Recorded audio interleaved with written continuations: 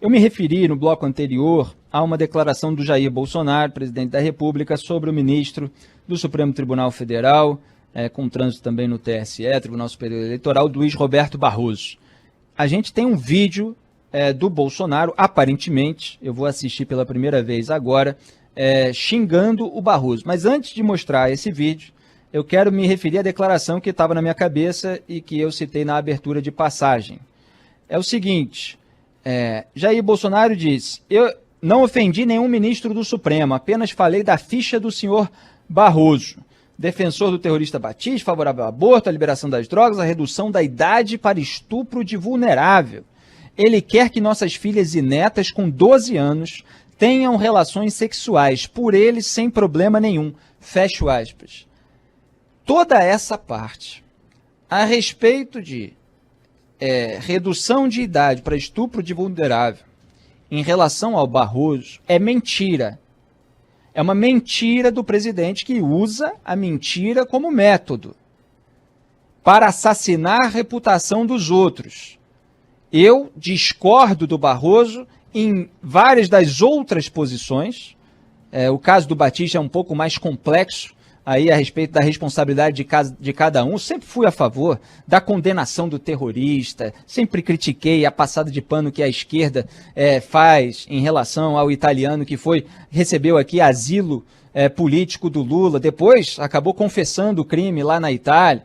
Aí tentaram ali botar para cima do Tarso Genro só, para ele assumir, para tirar das costas do Lula a responsabilidade por refugiar um terrorista assassino no Brasil. Tudo isso é absolutamente grotesco. Participação do Barroso, no caso, aí envolve outras questões jurídicas, que isso fica para uma outra discussão. Agora, ter essas divergências em relação a pautas, inclusive de costumes, não é autorização nenhuma para se mentir deliberadamente com o intuito claro de assassinar a reputação de qualquer pessoa que seja. E Jair Bolsonaro fala desse caso de redução da idade para estupro de vulnerável. Olha só o que aconteceu. O Barroso, em 2017, votou pela continuidade de uma ação penal contra um jovem de 18 anos acusado de manter relações com uma menina de 13. Aliás, tem portal que está dizendo que tinha 13 a menina, outro 12, de qualquer forma, é abaixo de 14. E, portanto, isso é considerado estupro de vulnerável. Durante o julgamento daquele habeas corpus, de número 122.945, o Barroso divergiu do Marco Aurélio Mello, outro ministro do Supremo. O Marco Aurélio Mello aceitou o argumento de que a relação havia sido consentida pela menina de 13 ou 12, mas aparentemente 13 anos, né? E o Marco Aurélio havia concedido a liminar suspendendo o processo, mas o Barroso foi quem votou, repito, de maneira divergente.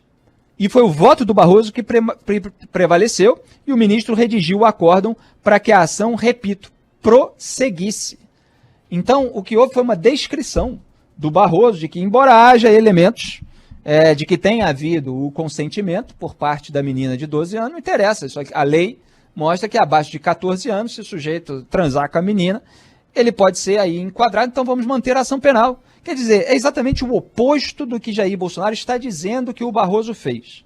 E ainda que ele pegasse, por exemplo, o Marco Aurélio, ele falar dessa maneira, que a pessoa quer que nossas filhas e netas com 12 anos tenham relações sexuais, é uma extrapolação ainda mais grave. Tanto mais que é baseada, repito, numa mentira. Isso aí, se faz contra mim em rede social, se faz contra mim em microfone, eu pego o vídeo, pego o link e tal, dou print, mando para os meus advogados e causa ganha na justiça. Como tem sido coisas desse naipe. Repito, já ganhei aí até a ameaça à vida.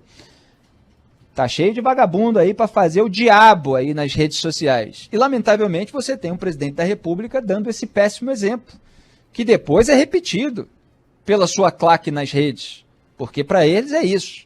Não tem debate a respeito de cada proposta. É o que eu falei aqui a semana toda, a respeito do voto impresso. Dá para você argumentar aqui e ali, aí se tem uma rebatida, aí você avança o argumento, refuta, etc. Não, ele não está interessado nisso.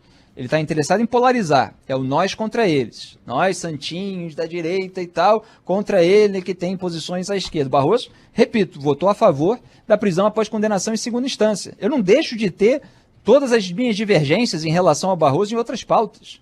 Mas tem determinadas pautas que parece que ele está à direita do Bolsonaro, como ser favorável à prisão após condenação em segunda instância, que é uma defesa abandonada pela família Bolsonaro depois que veio à tona o telhado de vidro em gabinete. Agora vamos assistir ao vídeo do Bolsonaro extrapolando ainda mais. Pode soltar, produção. Filho da puta, ainda traz gente. Filho da puta do Barroso. Bom, vocês ouviram, a gente nem botou aí o pi, né, porque é o presidente da República que está falando, e para as pessoas entenderem o que ele falou, é preciso mostrar que ele está xingando um ministro do Supremo Tribunal Federal, de acordo aqui com o relato que eu recebi da produção e com aquilo que deu para ouvir nesse vídeo. Depois as pessoas podem ouvir de novo, replay, tá no YouTube. Quer dizer, se foi isso que o Bolsonaro fez no momento em que ele estava sendo gravado, isso vai agravar ainda mais a crise institucional que foi estabelecida ontem, principalmente, com a reação do Luiz Fux. E isso está na pauta, dá tempo de fazer, Débora e Fábio? Por favor. Dá sim, vamos lá, Felipe. Mesmo sendo críticos da atuação do Supremo Tribunal Federal, integrantes do alto comando do Exército concordaram com o gesto do presidente da Corte, Luiz Fux, de interromper o diálogo com o presidente Jair Bolsonaro. Os militares se manifestaram sobre o assunto em conversas reservadas, segundo o jornal Folha de São Paulo. Ontem, pela primeira vez, o magistrado fez um discurso objetivo em que condenou os ataques de Bolsonaro contra o tribunal e o sistema eleitoral brasileiro. O presidente da República tem reiterado ofensas e ataques de inverdades a integrantes desta corte, em especial os ministros Luiz Roberto Barroso e Alexandre de Moraes, sendo certo que quando se atinge um dos integrantes, se atinge a corte por inteiro.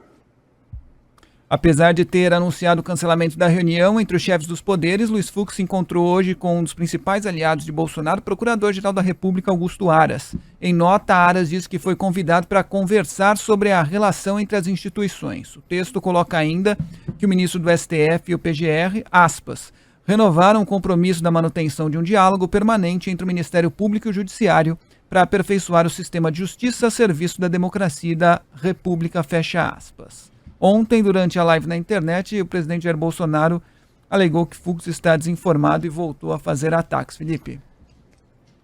Bolsonaro mentiu de novo, porque o Luiz Fux, ao fazer esse discurso, ele falou com base nas declarações do Bolsonaro que apareceram na imprensa. Não é com base em notícia falsa da imprensa, não, é na transcrição literal daquilo que Jair Bolsonaro falou. Aí ele aproveitou que o Fux citou o noticiário para fingir que o Fux estava desinformado porque estava se informando pela imprensa, essa imprensa que está aí e tal. Ele gosta da imprensa dele, a imprensa financiada lá pelo governo dele para passar pano.